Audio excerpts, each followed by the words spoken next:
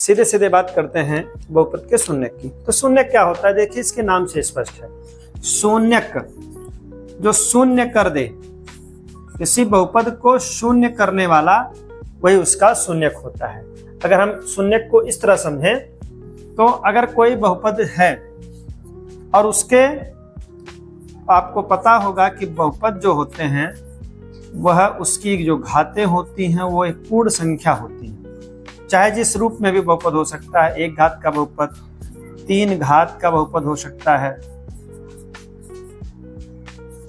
ऐसा कुछ हो सकता है। मतलब 3 घात का बहुपद हो सकता है, 1 घात का बहुपद हो सकता है, 2 घात का बहुपद हो सकता है। तो बहुपदों की जो पहचान है उसकी यही पहचान, उसमें चर की घात एक पूर्ण संख्या होती है। उसको पहचान बात नहीं कर रहे हैं हम, इसके शून्यक की बात कर रहे हैं। तो शून्यक का मतलब होता है जब उसको हम रखते हैं और वह उस समीकरण को शून्य कर दे, इसका मतलब वही उसका बहुपद होता है। इसको हम पॉलीमोनोमियल भी कहते हैं। तो आइए हम देखते हैं कि बहुपद के शून्यक क्या होते हैं। जैसा कि टॉपिक में ही दिख रहा है, बहुपद के शून्यक। तो शून्यक का मतलब होता है कि जो शून्य कर दे, मतलब किसी समीकरण का वह मान, किसी बहुपद का वह मान जिसको रखने पर पूरा बहुपद शून्य हो जाए। एक एग्जाम्पल के साथ हम आ रहे हैं, जैसे x² - 25।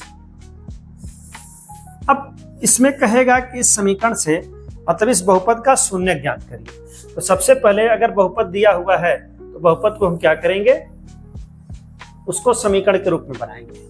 तो आपको याद रहे, जब भी किसी बहुपद का शून्यक ज्ञात करना है तो हम चर्चा करेंगे पहले शून्यक की। शून्यक क्या होता है, अगर कहा जाए शून्यक क्या होता है, तो शून्यक का मतलब होता है बहुपद को हल करने पर, बहुपद को हल करने पर प्राप्त मान, प्राप्त चर राशि का वह मान, हल करने पर प्राप्त चर राशि का वह मान, चर राशि का वह मान जिसके रखने पर बहुपद शून्य हो जाता है। तो आइए एक उदाहरण के साथ हम लोग देखते हैं बहुपद के शून्यक क्या होते हैं।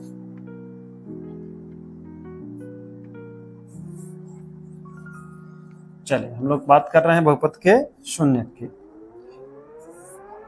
तो आज हम बात करने वाले हैं बहुपद के शून्यक की। तो शून्यक में जब भी किसी बहुपद का शून्यक पूछे तो सबसे पहले दिए हुए बहुपद को शून्य के बराबर रखेंगे, पहला यह काम करेंगे। जैसे पूछ दिया गया x² - 25 के शून्यक बताइए, यही हमारा एक बहुपद है। और जब इसको शून्यक के रूप में ज्ञात करना होगा तो सबसे पहले हम इसको शून्य के बराबर रखेंगे। अब यहाँ पर हम उसका मान निकालेंगे, कहने का मतलब चर और अचर एक करते हुए जैसे आप इसको हल करते हैं वैसे हल करेंगे, जिस रूप में भी हल होता है। तो यहाँ से पता चल रहा है, हम इसको लिख सकते हैं x² बराबर, ये 25 उधर जाएगा तो x की जब वैल्यू निकालनी होती है तो इधर 2 घात है।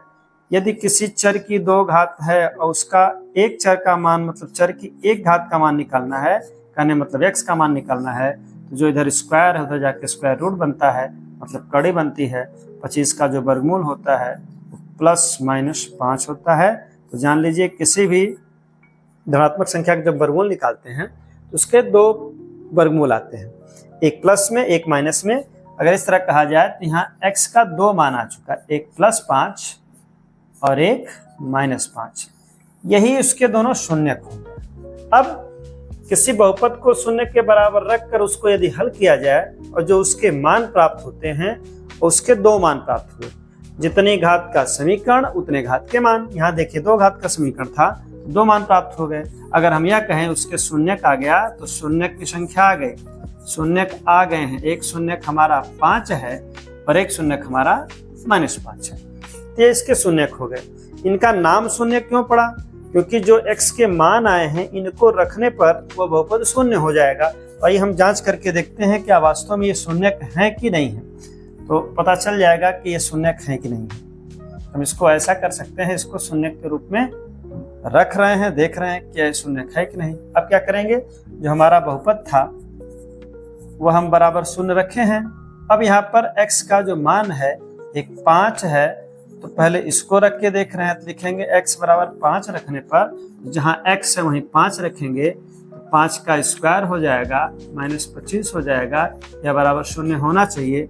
5 का वर्ग 25 होता है, आगे फिर 25 है, इसका मतलब 25 से 25 घटेगा तो 0 का आएगा, पहला 0 सही है। दूसरा देखिए आया था कितना -5, पुनः हम रख रहे हैं, पहला मान रखा गया है, दूसरा रख के देख रहे हैं।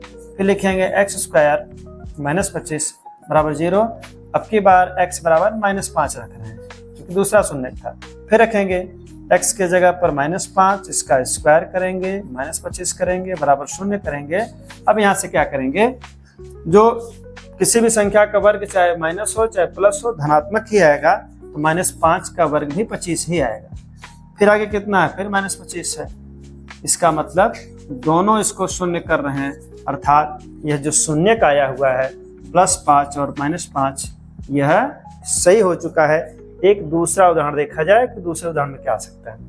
फिर हम लिख दें x स्क्वायर -4x -5।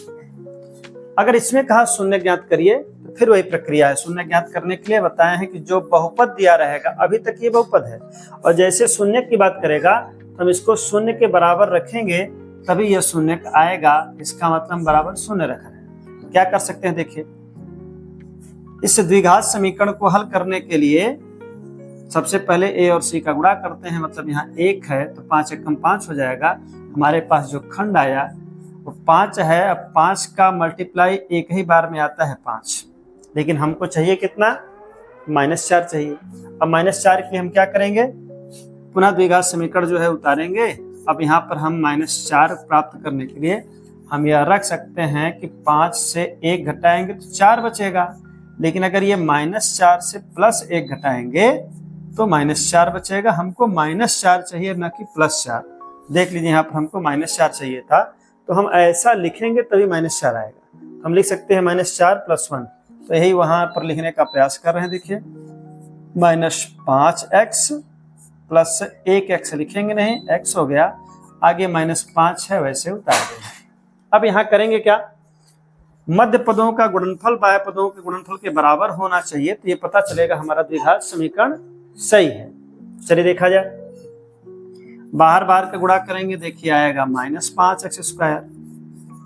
फिर अंदर अंदर का गुणा भी करके देखा जाए, देखिए प्लस माइनस का माइनस आएगा, और यह भी गुणा करने पे आएगा -5x स्क्वायर। अब यहाँ से हम इसका खंड कर सकते हैं। ये चेक करने का तरीका है कि हमारा खंड सही हो रहा है कि गलत हो रहा है। फिर से समझिए क्या किया गया है।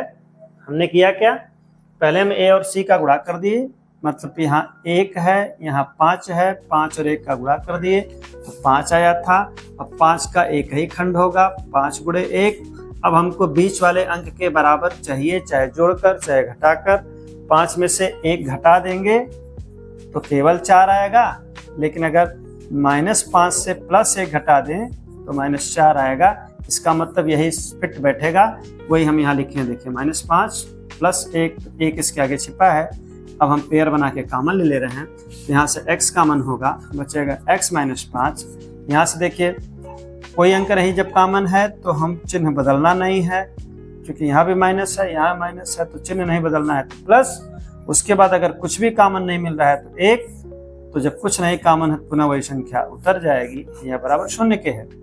अब देखिए क्या होगा, दोनों बॉक्स में सेम आ रहा है, एक बराबर आ रहा है, एक जैसे आ रहा है, तो उसको फिर कॉमन लेंगे। अब इसको कॉमन ले लिए तो बाहर बाहर वाले अंक बच गए, +1 बराबर 0। अब हमको बात निकालनी है शून्य की। अब इनका गुणनफल 0 है, तो कौन 0 है वही देखेंगे। अब हम देखेंगे कौन 0 हो रहा है। तो शून्य बड़े आसान है, केवल आपको हल करने के बाद अब हम यहाँ पर शून्य निकालने का प्रयास करेंगे। देखिए शून्य कैसे निकलेगा, लिखेंगे यदि कौन 0 है, यदि x ऋण 5 बराबर 0 है तब क्या होगा, और यदि इसके बराबर 0 है तब क्या होगा। दोनों देखा जाए, यदि x - 5 बराबर 0 है तो x का मान 5 आएगा, पहला है। यहाँ पर वही है, x बराबर ये उधर चला जाएगा तो -1 आएगा। हमारे पास दोनों शून्य आ चुके हैं। पहला जो शून्य देखिए आया है वो आया है कितना, x का जो मान आया 1 आया है 5, 1 आया है -1। अब यही शून्यक प्राप्त हो गए। अब इनको रखना हम बताए थे कि जितनी घात का समीकरण होगा उतने शून्यक आएंगे। 2 घात का समीकरण 2 शून्यक। अब इसी को रख के हम जांच कर सकते हैं। अगर यह जांच में सही आया तो हमारे शून्यक सही रहेंगे। चलिए इसको शून्यक रख रहे हैं। इसी के साथ यह आज का वीडियो यहीं समाप्त होगा।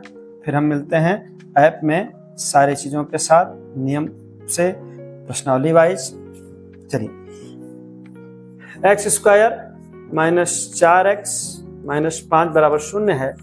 x का जो मान आया है, देखिए 5 आया है, पहली बार 5 रख रहे हैं। देखिए 5 का वर्ग -4, फिर बीच में मल्टीप्लाई है, x का मान 5 रख रहे हैं, -5, यह बराबर 0 होना चाहिए। 5 का वर्ग देखिए 25 होगा। यहाँ गुणा करेंगे तो 4 में 5 का तो 20 आएगा, यहाँ -5 है, फिर बराबर 0 होना चाहिए।